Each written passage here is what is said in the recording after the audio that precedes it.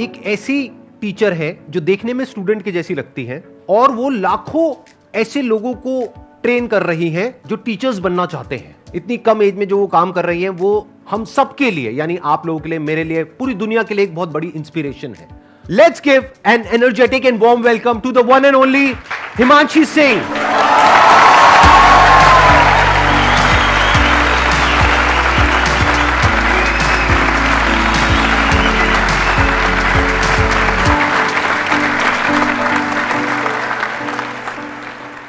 आपने 6 साल पहले अपना YouTube चैनल शुरू किया था लेट्स लर्न के नाम से।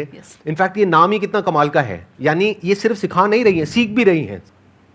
इनके लाखों सब्सक्राइबर्स हैं और करोड़ों व्यूज हैं इनके चैनल पे, यानी कि लाखों लोग इनको देख करके टीचर्स बन गए हैं।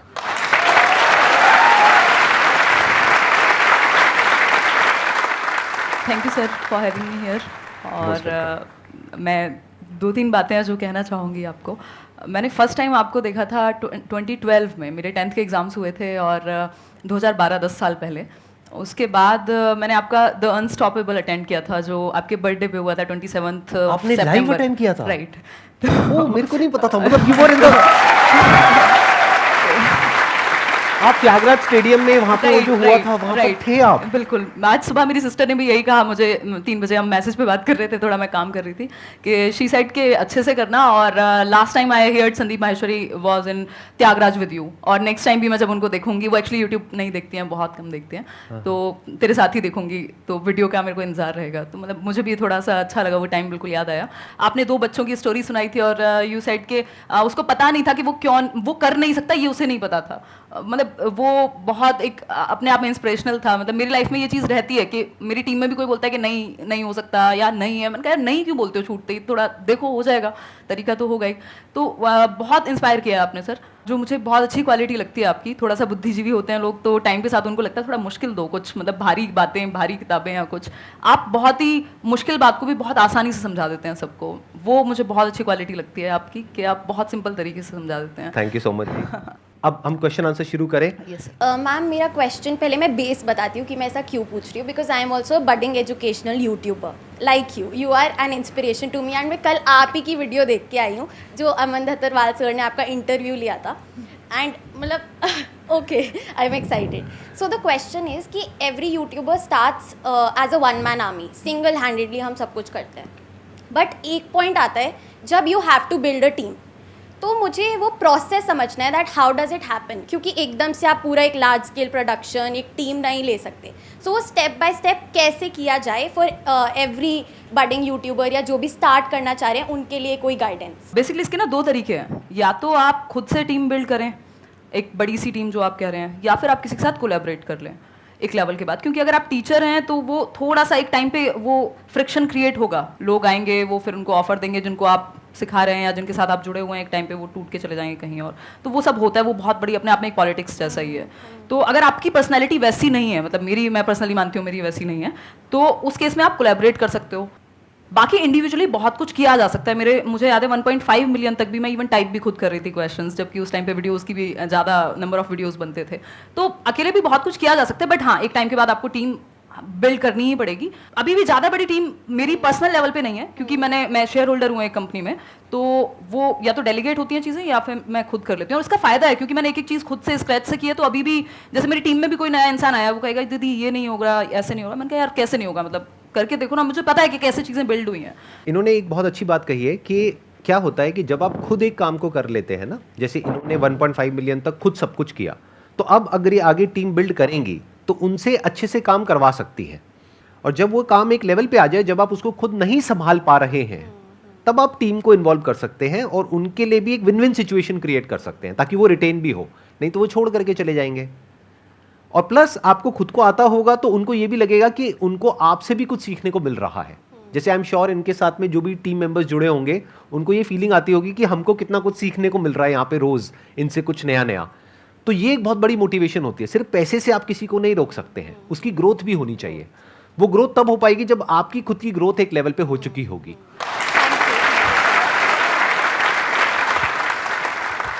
सर मैं एक डिफेंस एस्पिरेंट हूँ और मैं सीडीएस टारगेट कर रहा हूँ। तो सर प्रॉब्लम है कि अब सीडीएस मैं टारगेट कर रहा हूँ तो 2 केसेस हो सकते हैं, या तो एग्ज़ाम क्लियर होगा या फिर नहीं होगा? अगर नहीं होता है तो मैं बैकअप रखता हूँ, जैसे दिल्ली पुलिस सब इंस्पेक्टर या कोई भी गवर्नमेंट जॉब। तो मैम अब मैं क्या करूँ? या तो CDSE सिर्फ टारगेट करूँ एक एग्ज़ाम, या फिर सारे में एग्जाम्स टारगेट करता चलूँ कि नहीं दिल्ली पुलिस भी देखूंगा, मैं CGL भी देखूंगा? तो क्या करना चाहिए मुझे इसके दो तरीके हो सकते हैं। एक तो ये हो सकता है कि आप जो कॉमन सब्जेक्ट्स होंगे ही, जैसे रीजनिंग है, मैथ्स है, ये हर जगह पे आते हैं, तो वो तो आपके एक ही जगह से तैयार हो जाएंगे। अगर आप CDS की भी, सिर्फ CDS की भी तैयारी कर रहे हैं, तब भी वो हो जाएंगे कवर। कुछ चीज़ें अलग होंगी।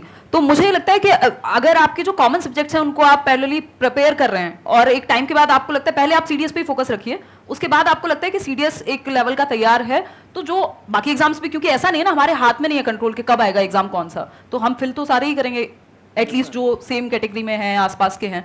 तो उस केस में जब आपने जो कॉमन सब्जेक्ट्स हैं वो पढ़ लिए होंगे, जो आपका मेन एग्जाम है, जो आपका प्लान है, जैसा कि आप कह रहे हैं, और उसके बाद जो बाकी बचे हुए कुछ सब्जेक्ट्स ही होंगे, थोड़ा बहुत ही चेंज होता है, वो आप जब वो एग्जाम आने वाला हो उस दौरान तैयार कर सकते हैं। तो दोनों चीजें हो जाएंगी। बट एक टाइम पे, मतलब एटलीस्ट 6 महीने 3 महीने तो आप एक एग्जाम को प्रॉपर दीजिए, ताकि एक लेवल आपका तैयार हो जाए कॉमन सब्जेक्ट्स का।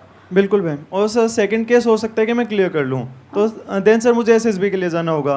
SSB सर अब एक साइकोलॉजी टेस्ट होता है, पर्सनैलिटी टेस्ट। तो सर अब मैं अपनी पर्सनैलिटी एक ऑफिसर जैसे कैसे बना सकता हूँ? मैं कैसे अपना जो सोचने का तरीका है एक ऑफिसर जैसा कर सकता हूँ? आपको क्या करना है, ऐसे लोग जो वो बन चुके हैं, जो आप बनना चाहते हैं, जिस भी फील्ड में हैं, उनके आपको इंटरव्यूज मिलेंगे ऑनलाइन। आप उनके इंटरव्यूज देखते चले जाइए। उसमें से भी कुछ ऐसे लोग होंगे जिनके जैसा आप बनना चाहते हैं, यानी कि वो आपका आइडल है। बिल्कुल तो उनके इंटरव्यूज आप बार बार देखिए, 2 बार देखिए, 5 बार देखिए, 10 बार देखिए, 20 बार देखिए। तो क्या होगा, धीरे धीरे आपके बिहेवियर में वो चीज उतरने लग जाएगी और आप उन्हीं की तरह बिहेव करने लग जाएंगे। बिल्कुल sir. Okay, thank you sir. Most welcome. Sandeep sir, I would really like to say one thing. Thank you to you and your team members. हर किसी के लाइफ में अलग हार्डशिप्स रहते हैं, इमोशनल ट्रोल हो जाता है, मतलब लगता है कि यार सामने वाले को आप कितना समझाओ नहीं समझ रहा है, तो फिर खुद के अंदर लगता है कि कहीं हम ही तो गलत नहीं है। आपकी क्या, मेरी भी बहुत ट्रोलिंग होती है।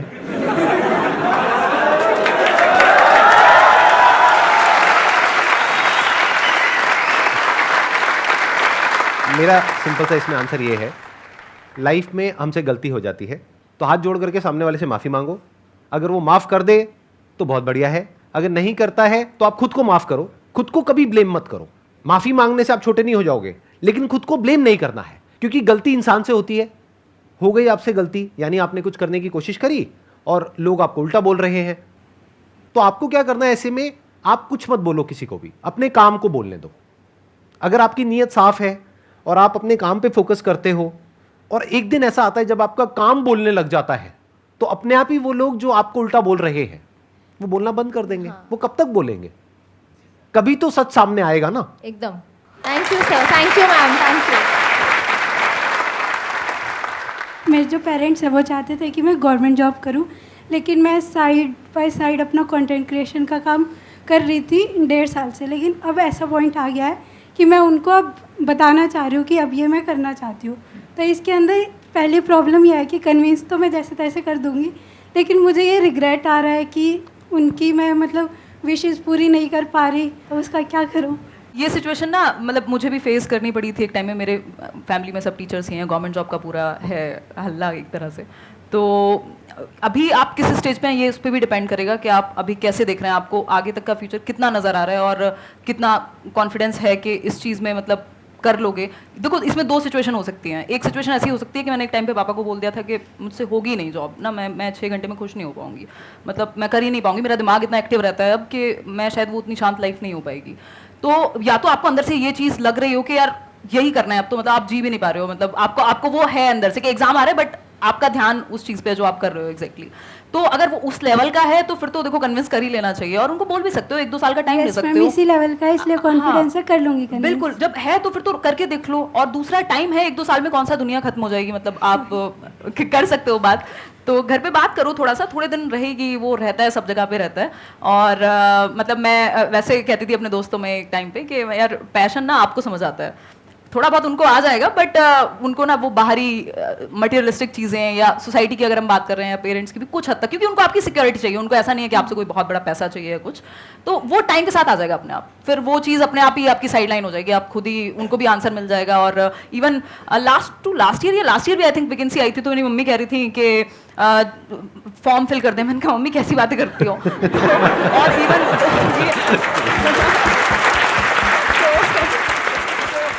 और मैं आपको एक चीज और बता देता हूँ जो आप में से बहुत सारे लोगों को पता नहीं होगी, लेकिन मेरे को पता है। यहाँ पर कोई गेस्ट आते हैं तो मैं पूरी रिसर्च करता हूँ उनके ऊपर। तो मैंने आपका एक दूसरा चैनल भी देखा है, एक तो आपका लेट्स लर्न वाला है, एक आपका व्लॉग्स वाला चैनल है। तो मैंने व्लॉग्स वाले चैनल में देखा अभी रिसेंटली आपने ऑडी परचेज करी है, if I am not wrong, उसके बाद भी आप समझ पा रहे हैं ना? हाँ, तो इसलिए थोड़ा रिलैक्स रहिए, घर वालों को धीरे धीरे समझ आएगा। जब आपके पास 2-4 प्राइवेट जेट आ जाएंगे तब हो सकता है वो आपको भूलना बंद कर देंगे।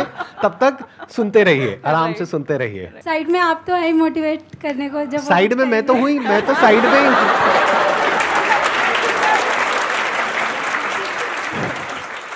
Hello sir. Hello ma'am. Ma'am first of all आप बहुत क्यूट हो रियलिटी में। थैंक यू मैम एक्चुअली मेरा सीटेट से कोई लेना देना नहीं है, मेरा कुछ नहीं, मैं सिविल सर्विस एस्पिरेंट हूँ और एलएलबी कर रहा हूँ साथ में, बट स्टिल मैं आपकी सारी वीडियोस देखता हूँ, संडे वार्ता से लेके व्लॉग्स वगैरह सब, मैम बहुत इंस्पिरेशन लगता है। मैम एक्चुअली मेरा क्वेश्चन ये था कि मैं सिविल सर्विस की प्रिपरेशन कर रहा हूँ, फर्स्ट अटैम्प्ट दे भी चुका हूँ बट नहीं हुआ था क्लियर, फिर साथ में मैंने एलएलबी ले लिया DU से, तो मेरे को लगा था कि मतलब बिजी रहना है, अपने आप को बिजी रखना है, नॉलेज गेन करनी है, तो मैंने इतनी चीज़ें मतलब ऐसे वो कर लिया, एक रायता फैला, ऐसे कह सकते हैं रायता सा फैल गया है, बट अब वो फोकस नहीं हो पाता है, वही इंस्टाग्राम पे रील स्क्रॉल कर रहे हैं। बेसिकली अगर वो मोटिवेशन कहा भी जाता है, जैसे मैं एजुकेशनल साइकोलॉजी भी डिस्कस करती हूँ कि नीड से आता है, तो अगर आपकी नीड वो वाली सच में बड़ी है तो आप तरीके ढूंढ लेंगे, वो मैनेज कर लेंगे। मतलब ऐसा नहीं है कि नहीं हो सकता या किया नहीं है लोगों ने। मेरे खुद के कुछ फ्रेंड्स हैं जिन लोगों ने सेम जो आप बता रहे हैं वही सिनेरियो रहा है। हालांकि इंडिविजुअल डिफरेंसेस हैं, कंपेयर नहीं कर सकते, बट ऐसा नहीं है कि नहीं किया जा सकता। अगर आपकी वो नीड बहुत बड़ी है तो आप वेज ढूंढ लेंगे। और रील से तो वैसे भी कोई भला होने वाला है नहीं आपका, मतलब थोड़ा बहुत कभी देख लो तो समझ में आता है, बट वो तो मतलब हम इतने छोटे तो नहीं रहे ना कि हम अपना भला ना समझ सकें, तो इवेंचुअली तो वो हमें नुकसान ही पहुंचाएगा। मैम वो वहीं अटका रहता है दिमाग के, नहीं यार छोड़ो। ऐसा क्या मिल रहा है रील में? तो मैम पढ़ाई की तरफ, पढ़ाई से या कुछ प्रोडक्टिव काम से दिमाग हट के मतलब अनप्रोडक्टिव चीज़ों में हाँ, जा तो रहा है। आसान है ना, मतलब वहाँ पे अच्छा सर तो सब कुछ ही आसान है बट मतलब वो कंपैरेटिवली इजी है ना, वहाँ थोड़ा सा पेन होता है। अगर आप पढ़ने बैठोगे मन भी इधर उधर भागेगा, तो वो तो आदत डालनी वो अगेन नीड बहुत बड़ी नहीं है जब तक तो आप ऐसे इधर उधर घूमोगे। अगर वो नीड बहुत बड़ी हो जाएगी, जिस दिन आपको लगेगा कि ये चीज़ सच में इंपॉर्टेंट है, आप वेज ढूंढ लोगे, कुछ भी करके वो अपने आप उठ भी जाओगे, कर भी लोगे, पता नहीं क्या क्या कर लोगे। तो सारा खेल वही है, अगर सच में अंदर से उतनी उस लेवल की नीड ही नहीं है तो फिर खुद को भी धोखा मत दो और आसपास वालों को भी। मतलब सारा खेल उसी का है कि आप सच में कितना चाहते हो। Thank you ma'am, thank you.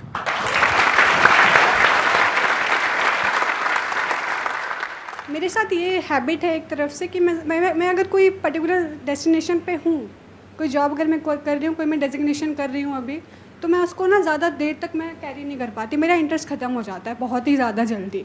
जो कि मेरे फ्रेंड्स कहते हैं तुझे चीज़ों को कैरी करना चाहिए, और मेरे पेरेंट्स भी इस चीज़ को लेकर मुझे काफ़ी कहते हैं तेरा काफ़ी रिसेंटली मैंने भी CA के लिए अटैम्प्ट किया था, फिर मेरा दिमाग मतलब हट गया, वहाँ से प्रॉपर डाइवर्ट हो गया, फिर मैंने कस्टमर सपोर्ट ज्वाइन कर लिया, तो मेरा इंटरेस्ट बहुत जल्दी लॉस हो जाता है, और इसकी वजह से मुझे काफ़ी ज़्यादा प्रॉब्लम्स भी फेस करनी पड़ रही है, क्योंकि मेरा करियर एक तरफ से रुक गया है, हर जगह मैंने हाथ मार लिया और कुछ भी नहीं है मेरे पास अभी।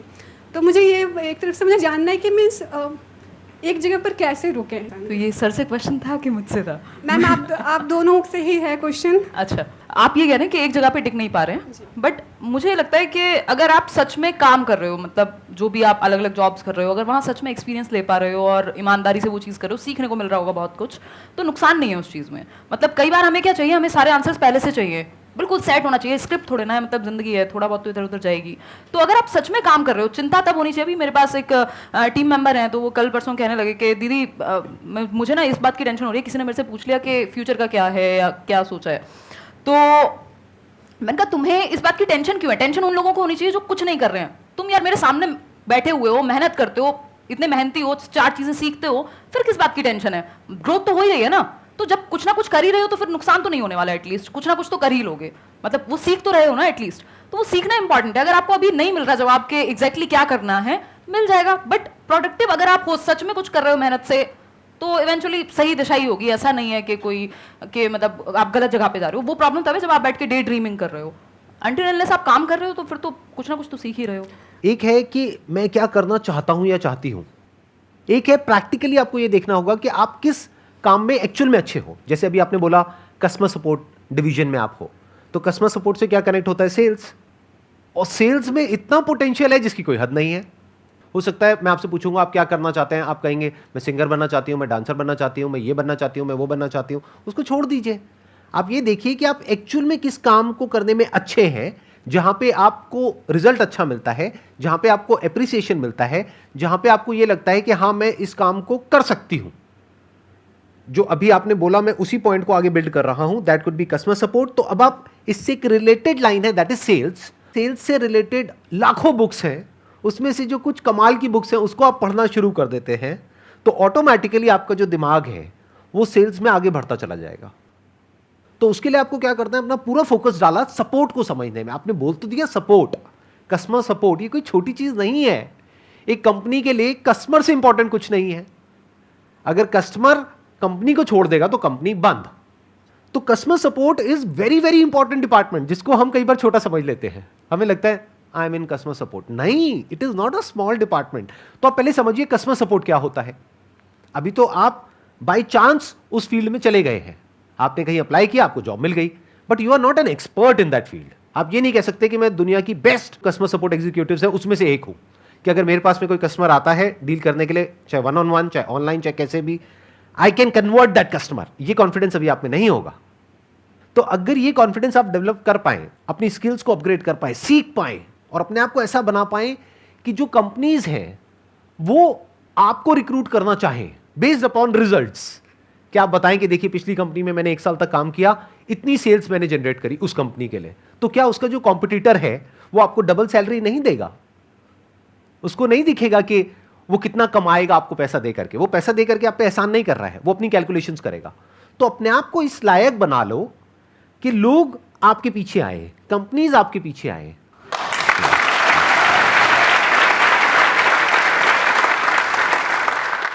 Ma'am, as you said that you used to live near a village type area and you started at a very young age. Right. So I want you to share the both supportive and unsupportive sides of the society. जो आपका ये question है कि supportive और unsupportive, जैसे ही हम जो traditional ways नहीं हैं, जो थोड़ा सा हटके हैं, आउट ऑफ द बॉक्स चीज़ें हैं या अभी उतना कॉमन नहीं है, उन चीज़ों में जाते हैं तो कई बार लोगों को समझ ही नहीं आता। इवन मैं अभी कुछ टाइम पहले अपनी नानी से मिलने गई थी, तो वो 90+ ईयर्स की हैं, तो मुझे पता नहीं कितना टाइम लगा उनको समझाने में कि मैं क्या करती हूँ, और उनको कितना ही समझ आया होगा अभी भी मुझे पता नहीं है। तो बेसिकली इस तरह की चीज़ें ना समझने में ईजी नहीं होती, स्पेशली अब हमसे पहली जनरेशन के लिए या जो जनरल परसेप्शन चल रहा है सोसाइटी में उनके लिए। बट कुछ कुछ चीज़ें अपने आप समझ आएंगी टाइम के साथ। मतलब वो टाइम को जवाब देने दीजिए। आपको अगर सच में इंटरेस्ट है और आप उस चीज़ को करने में खुश हैं, आप सीख रहे हैं और एक हर दिन एक नया चैलेंज है और आपको लग रहा है कि आपकी ग्रोथ हो रही है और आपको पता है कि यहाँ तक का रास्ता दिखा है, क्योंकि ये ऐसी चीज़ थी जहाँ पे मुझे पता नहीं था कि ये करियर भी हो सकता है। इवन मैंने जिस दिन फर्स्ट वीडियो डाला मुझे नहीं पता था मोनेटाइजेशन जैसी कोई चीज़ होती है, वो वीडियो कैसे डालते हैं वो भी मैंने सर्च करके ही डाला था। तो उस केस में वो आप जहाँ तक का रास्ता दिख रहा है उतना एटलीस्ट उस चीज़ पे फोकस करो और देखो आपकी फील्ड में कुछ लोग अगर हैं, तो अब तो है ही एटलीस्ट इस तरह की चीज़ों में, तो आप उनको देख के भी सीख सकते हो कि क्या अपर लिमिट है या फिर मतलब किस तरह से आप चीज़ें करोगे। तो सपोर्टिव और अनसपोर्टिव, कई बार जो लोग आपके क्लोज मतलब सर्कल में है, जो फैमिली है, तो उनको पता है यार ये रात को मेहनत करती है। उस टाइम पे आवाज़ आती थी दिन में तो मैं रात को रिकॉर्ड करती थी रूम बंद करके ताकि सब सो रहे हैं, तो वो उनको समझ में आएगा कि यार ये मेहनत कर रही है और ये सच में या कर रहा है, सच में ये चीज़ में इंटरेस्टेड है, तो वो कुछ हद तक आपको सपोर्ट करेंगे। दूसरी चीज ना सपोर्ट करने की रही तो आपको सबका सपोर्ट फर्स्ट डे या डे 1 पे क्यों चाहिए? मतलब जरूरी नहीं ना, ज्यादा लोग नहीं चाहिए होते, 1-2 लोग भी अगर आपको लगता है कि समझ रहे हैं तो ठीक है, उतना इनफ है। आप करते जाइए, ज्यादा समझाने की कोशिश मत कीजिए सबको, उसमें आप ही कंफ्यूज होंगे और परेशान भी होंगे जब लोग सपोर्ट नहीं करेंगे। तो मेरे साथ भी वही हुआ है कि मैंने एट टाइम्स, जहाँ पे मेरी बुक आई 2019 में फर्स्ट बुक, तो मेरे फादर बहुत खुश हुए और अभी तो वो नहीं है इस दुनिया में, बट वो सच में बहुत खुश हुए क्योंकि बुक उनको समझ में आसानी से आती थी। बुक मतलब सबको पता है कि भाई बुक लिखनी होती है, मेहनत होती है, ये वो, तो उनको वो चीज़ बहुत अच्छे से समझ में आई, उन्होंने और बहुत अच्छे से सपोर्ट किया। उससे पहले शायद उनको लगता होगा कि यार ठीक है टाइम पास के लिए मान लो, या फिर चलो इसकी कम्युनिकेशन स्किल्स डेवलप हो रही है, मेरे भाई ने कभी दिखा दिया उनको वीडियो। तो वो सपोर्टिव अनसपोर्टिव दोनों चीज़ें रहेंगी, बट आपको फोकस काम पे ही रखना है।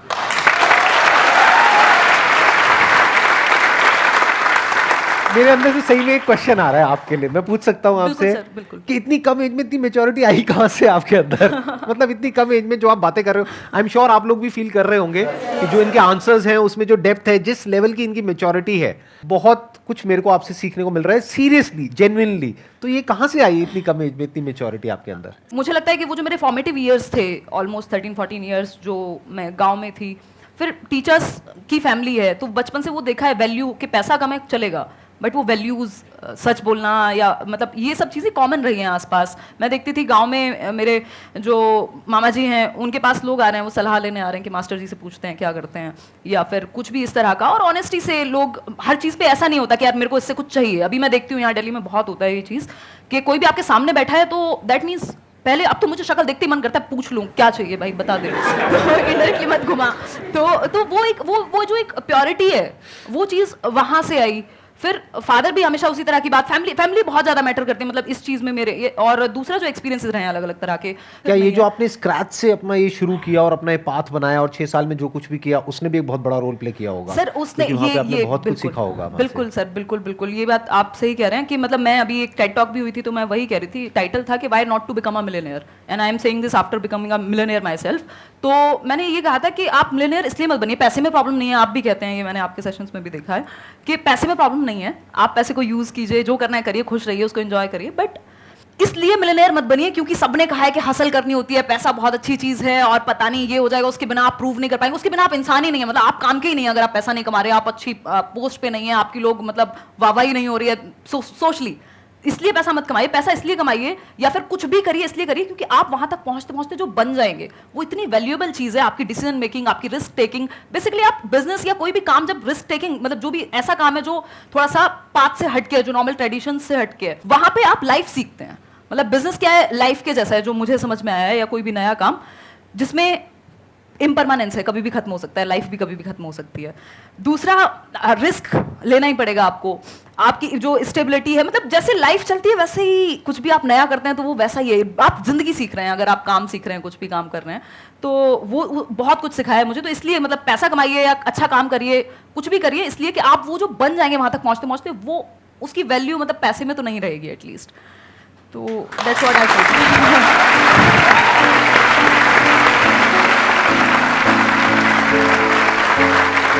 एक टोकन ऑफ एप्रिसिएशन है, आप इतनी दूर से आए हमारे लिए टाइम निकाल करके, this is a thank you for you from our entire family and our entire team.